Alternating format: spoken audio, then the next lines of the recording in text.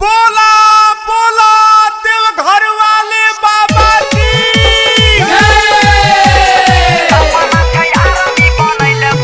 Music by Mukesh Raj Muzaffarpur Vinayaka recording studio. हे हो भोले बाबा अपना भागत कतानी फेर दहोने ना जा आइल छियै बाबा हम तोरे सरानिया में फेर दहो तनी का नजर सपना छैया रामी बनैले भोले बाबा छियै हम आरामी लभर सपना छैया रामी बनैले भोले बाबा छियै हम आरामी लभर हे हो भोले बाबा अपना भागत कतानी फेर दहोने ना जा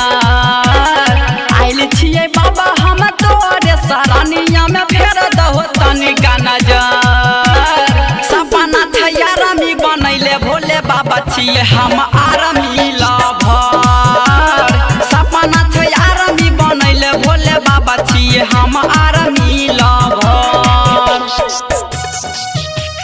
सपना छैया रामी बनैले भोले बाबा छियै हम आरामी lover mix by Vinayaka recording studio along music by Mukesh Raj Muzaffarpur. सपना छैया रामी बनैले भोले बाबा छियै टेंशन में बाबा कुछ कहलो नहीं जाई छै कहलो नहीं जाई छै हो कहलो नहीं जाई छै दिल के दर्द अब सहलो नहीं जाई छै सहलो नहीं जाई छै हो सहलो नहीं जाई छै एही सोमारी में जल भर के कांधे पे ले आईबा हो कबर एही सोमारी में जल भर के कांधे पे ले आईबा हो कबर सपना छै आरामी बनैले भोले बाबा छियै हम आरामी लभर सपना छै आरामी बनैले भोले बाबा छियै हम आरामी लभर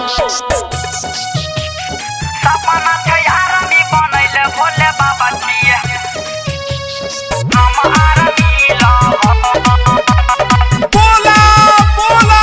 बाबा बासुकीनाथ म्यूजिक बाय मुकेश राज मुजफ्फरपुर। पाँव में पड़ल छाला नहीं होला जाय छै खार हो जाय छै खार नहीं होला जाय छै खार हो कैसे के चढ़वे बाबा सुइया पहाड़ हो सुइया पहाड़ बाबा सुइया पहाड़ हो राइटर विवेक मिथुन प्रेमी के ले